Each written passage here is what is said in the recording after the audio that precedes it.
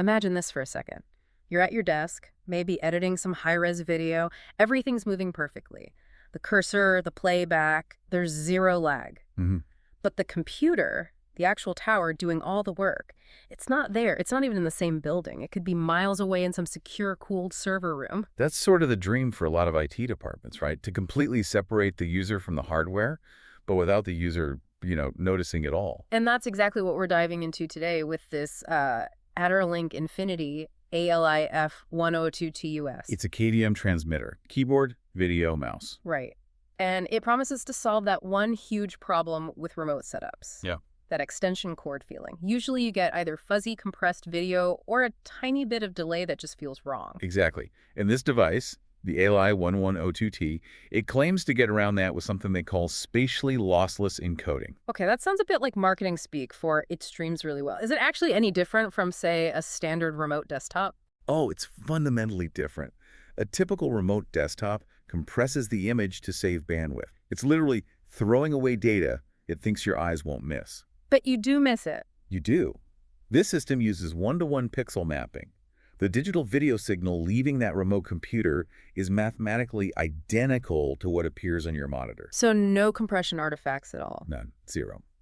And the real test for something like this is dithered video. I was just about to ask about that. A lot of Macs use dithering, right? They add this intentional noise to make color gradients look smoother. Precisely. And most compression systems just choke on that. They see noise and try to clean it up, but they end up ruining the image. But this one doesn't. Because it's lossless, it doesn't try to be smart. It just passes that signal through, noise and all, perfectly. And it can handle up to 2560 by 1600 at 60 hertz. Okay, so the image quality is perfect. Let's talk about the plumbing, though. It's running over standard gigabit Ethernet. So does that mean we still hit that hard 100-meter wall? Well, for a single copper cable, yes. Physics is still physics. But because it's IP-based, you're not actually limited to one cable run. You just put a switch in between. We just put a network switch in the middle. Yeah. And suddenly you've got another 100 meters. And you can just keep doing that. You can daisy chain them. And get this, they even built SFP cages right into the unit. So if you need to go across a whole campus, you don't buy a new box, you just pop in a fiber transceiver. Wow. Okay, so that changes everything. It stops being an extender at that point. Exactly. It's a node on a network. That's the big aha moment.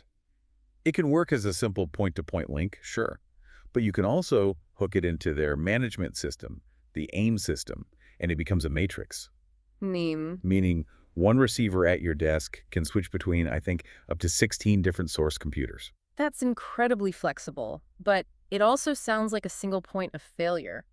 If I'm miles away from the hardware and someone trips on the network cable, I'm dead in the water. That is the big risk, yeah. Which is why this model supports network teaming. It has 2 physical network ports. Ah, for redundancy. Right. If the primary connection drops, the backup takes over instantly. You'd never even know. Okay, so the connection's solid. What about the box itself? Hardware dies. Eventually. But, I mean, the specs on this thing are, well, they're aggressive. It's fanless, solid metal construction.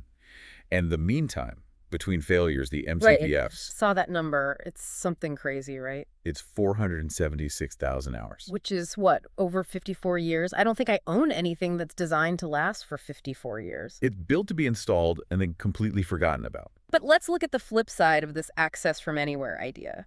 If I can log into a really sensitive server from any desk on the network, isn't that a huge security risk? What stops me from plugging in a thumb drive and just walking off with data? The system administrator stops you.